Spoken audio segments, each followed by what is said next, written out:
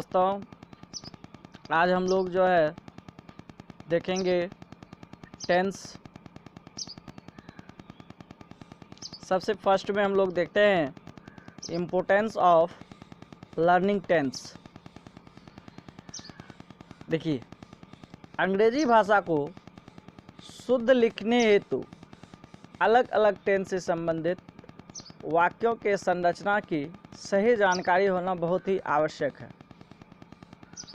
अगर आपको वाक्यों के सही संरचना की जानकारी नहीं होगी तो फिर आपके लिए यह बेहद ही कठिन होगा कि आप वाक्य को शुद्ध लिख सकें।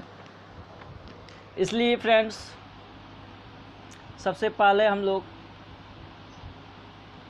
जानेंगे टेंस के बारे में, ताकि वाक्य जो है हमारा वह शुद्ध हो सके।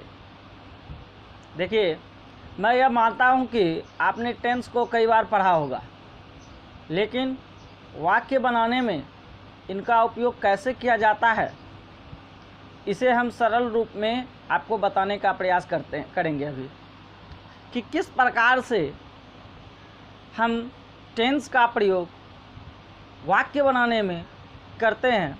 इसे हम जितना हो सकता है वह सरल तरीके में करने का प्रयास अभी करेंगे। दोस्तों, एक चीज़ है कि you can not right correct English. आप शुद्ध इंग्लिश नहीं लिख सकते हैं unless you know the tenses well, जब तक कि आपको टेंसेस की अच्छी तरह जानकारी ना हो। Tenses are the basis for writing correct English. Correct English लिखने का जो बेस होता है, जो बेसिस होता, आधार होता है, वह टेंस होता है। हम कतई यह नहीं कहते हैं कि आपको टेंस के बारे में पता नहीं। हम जानते हैं कि आप कई बार कई तरीक़ों से टेंस को पढ़ा होगा। यकीन मानिए दोस्त, आज जो मैं आपको बताने जा रहा हूँ यह बिल्कुल आपके लिए नया तरीका होगा टेंस को जानने का, क्योंकि इससे पहले जो है आप लोगों ने जो टेंस को जाना होगा तो टेंस के विषय में यह कहते होंगे कि जो समय है वह टेंस है, जो काल है नहीं। जैसे कि काल 3 प्रकार का होता है: वर्तमान काल, भूतकाल और भविष्य काल, यानी कि प्रेजेंट टेंस, पास्ट टेंस और फ्यूचर टेंस। तो इस प्रकार से आप इसे जो है कि क्वालिफाई किए होंगे। लेकिन ध्यान दीजिएगा कि टेंस जो है, tense is that form of a verb. Tense verb का वह फॉर्म है which shows not only the time of an action, जो कि किसी भी घटना के सिर्फ समय को नहीं बताता है, बट आल्सो लेकिन the stage of an action और इवेंट, किसी एक्शन या इवेंट के अवस्था को भी बताता है। तो दोस्तों, हम लोग देखते हैं कि किस प्रकार से हमारा जो है टेंस काम करता है। तो सबसे फर्स्ट में जो है आप देख लीजिए कि टेंस सिर्फ क्रिया का वह रूप नहीं कि जो किसी कार्य के होने के समय का बोध कराता हो, अपितु यह कार्य के अवस्था को भी बताता है। सिर्फ कार्य के होने के समय का बोध नहीं कराता है, बल्कि यह कार्य के अवस्था को भी बताता है। दोस्तों, आते हैं हम लोग देखते हैं concept of tense and time, कि टेंस और टाइम का कंसेप्ट जो है वह क्या है, इस बात पर विचार करते हैं। तो फ्रेंड्स देखिए, टेंस और टाइम अलग अलग अवधारणाएं हैं। टेंस और टाइम जो है वह अलग अलग कॉन्सेप्ट है, जबकि टाइम हमारा जो है वह एक प्राकृतिक अवधारणा है, बल्कि टेंस जो है अंग्रेजी अध्ययन हेतु ग्रामेटिकल कंसेप्ट है। टेंस जो है वह ग्रामेटिकल कंसेप्ट है अंग्रेजी के अध्ययन के लिए, जबकि टाइम जो है वह हमारा एक नेचुरल कंसेप्ट है, प्राकृतिक अवधारणा है। ठीक है दोस्तों, टेंस का संबंध इंग्लिश ग्रामर से है। टेंस एवं टाइम एक कॉन्सेप्ट नहीं है। ऐसे बहुत से वाक्य हो सकते हैं जो कि फ्यूचर टाइम में कार्य के संपन्न होने को प्रदर्शित करते हैं।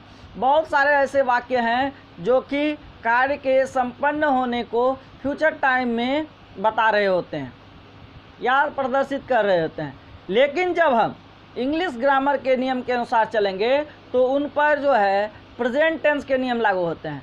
देखिए, काम संपन्न होगा फ्यूचर में, काम संपन्न होगा फ्यूचर में, लेकिन उस पर जो है हम प्रेजेंट टेंस का नियम लागू करेंगे और उनका अनुवाद जो है प्रेजेंट टेंस के नियमानुसार किया जाएगा। एज फॉर एग्जाम्पल आप देख सकते हैं, जैसे कि ही इज़ कमिंग टुमारो, वह कल आ रहा है। देखिए, काम संपन्न हमारा होगा कब?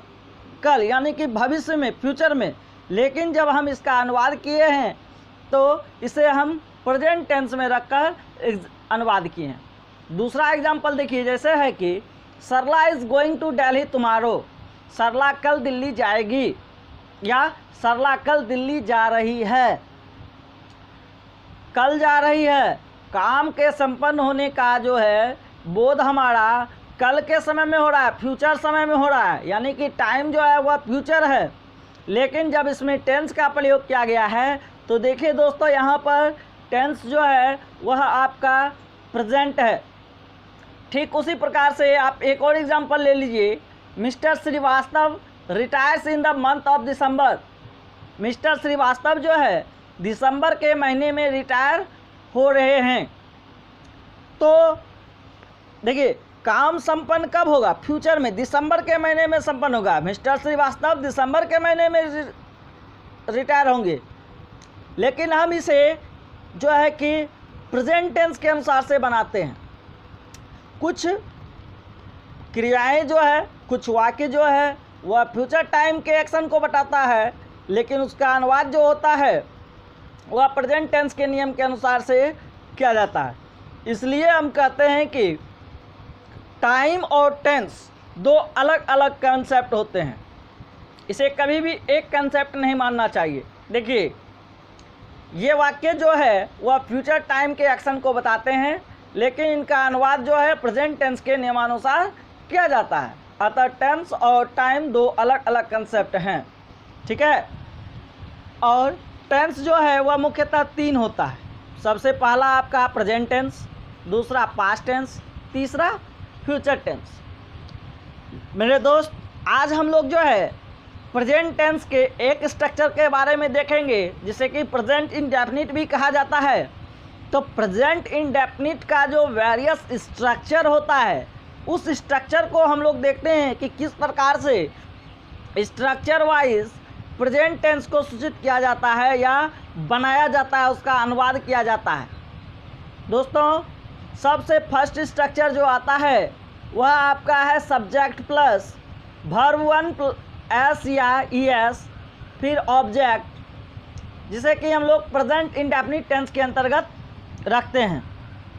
अब देखिए इसमें क्या होता है, यदि कर्ता यानी कि subject singular number third person जैसे कि he, she, it, name, my brother, your friend इत्यादि हो तो वर्ब के फर्स्ट फॉर्म के साथ एस या ई एस लगाते हैं, ठीक है।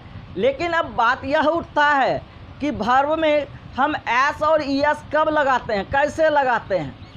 तो फ्रेंड्स देखिए कि वर्ब में ई एस तब लगाते हैं जबकि वर्ब का अंतिम अक्षर O, double S, X, Z, S H, C H हो तो ये सभी परिस्थितियों में हम वर्ब के साथ ई एस लगाते हैं। जैसे कि मैं विद्यालय जाता हूँ, आई गो टू स्कूल, वह रोता है, ही वीप्स।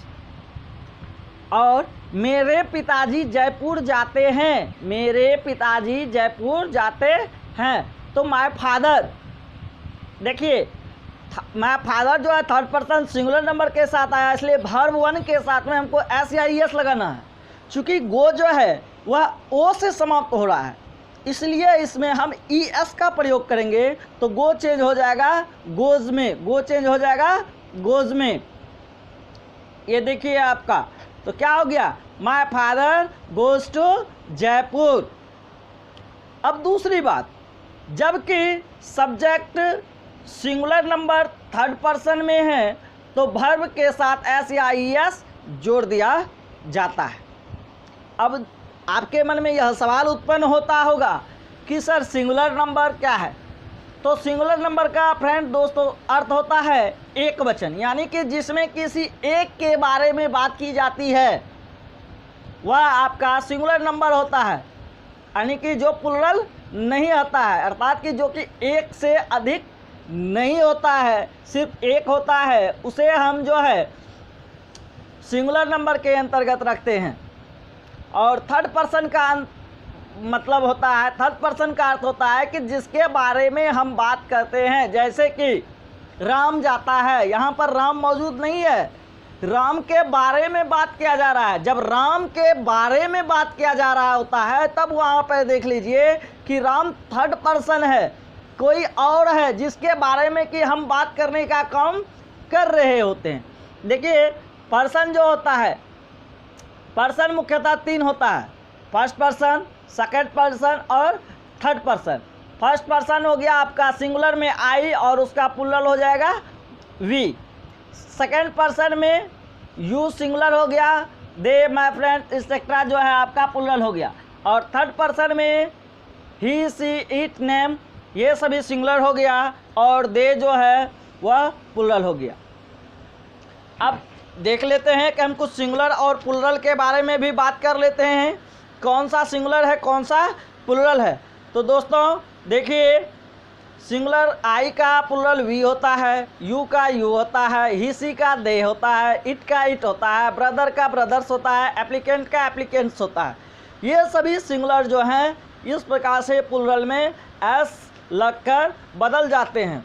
जैसे कि आई जो है आपका वह सिंगुलर नंबर है लेकिन थर्ड पर्सन नहीं है, क्योंकि आई का मतलब वह मैं जो बोल रहा होता है, और जो बोल रहा होता है वह आपका फर्स्ट पर्सन होता है, यानी कि आई यहाँ पे फर्स्ट सिंगुलर नंबर तो है लेकिन फर्स्ट पर्सन है, इसलिए इसके साथ एस या ES का प्रयोग नहीं किया जाएगा। ठीक है। इसी तरह दे जो है आपका थर्ड पर्सन है लेकिन सिंगुलर नंबर नहीं है, इसलिए इसके साथ भर में एस या ES नहीं लगाया जाएगा। दोस्तों अब देखिए सिंगुलर नंबर थर्ड पर्सन में क्या सब आता है। तो दोस्तों सिंगुलर नंबर थर्ड पर्सन में आपका he, she, it, name, my friend, my brother, his sister, my father, etcetera इत्यादि आता है। दोस्तों सिंपल प्रेजेंट में सबसे महत्वपूर्ण बिंदु यह है, जब subject singular number third person में हो तो वर्ब के साथ एस या ES जोड़ दिया जाता है। यह सबसे महत्वपूर्ण बात होता है प्रेजेंट टेंस में। ठीक है। अब जो है हम देखते हैं कि वर्ब के साथ कब हम एस लगाएंगे और कब ES लगाएंगे।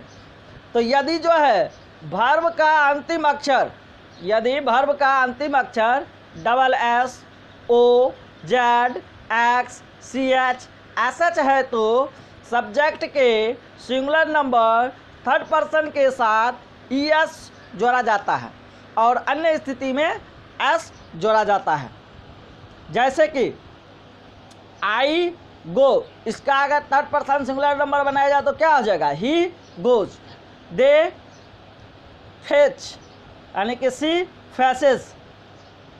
यह आपका जो है singular to plural to singular हुआ, या थर्ड पर्सन सिंगुलर नंबर में चेंज करने का प्रयास किया गया।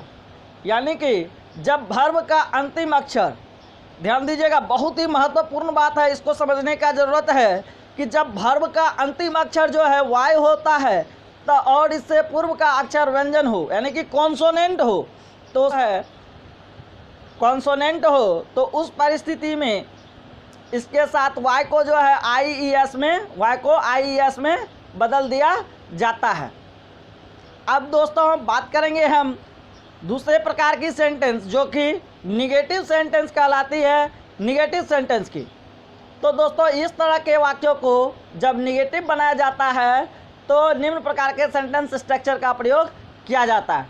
किस प्रकार के? तो सब्जेक्ट के साथ में डू या does not plus verb one plus object, या फिर सब्जेक्ट के साथ में डोंट या doesn't plus verb one plus object. ऐसी परिस्थिति में जब निगेटिव सेंटेंस बनाना हो रहा होता है तो उसमें जो है वर्ब के साथ में हम एस या ई एस नहीं लगाते हैं, यानी कि निगेटिव और इंट्रोगेटिव वाक्यों में जो है वर्ब वन के साथ एस या ई एस नहीं लगाना चाहिए, क्योंकि इसके लिए पहले से एस या ई एस का प्रयोग कर दिया जा चुका होता है। जैसे कि डजंट का प्रयोग, देखिए दोस्तों, डजंट का प्रयोग singular number third person subject के साथ होता है।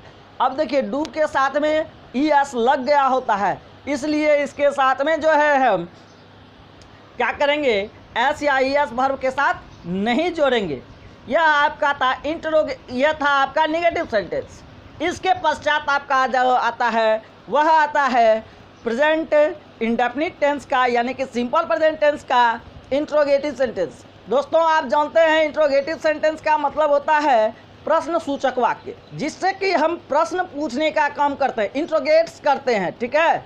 इस तरह के वाक्यों को जब इंट्रोगेटिव बनाना हो तो निम्न सेंटेंस स्ट्रक्चर का प्रयोग किया जाता है। जैसे कि सबसे फर्स्ट में हम ऑक्सिलरी वर्ब डू या डज का प्रयोग करेंगे।